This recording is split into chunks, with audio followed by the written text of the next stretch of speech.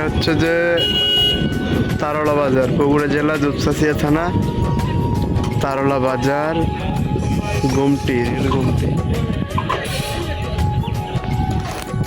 তারলা বাজার রেল গুমটি। এটা দুপচাঁচিয়া থানা, তারলা বাজার, রেল গুমটি।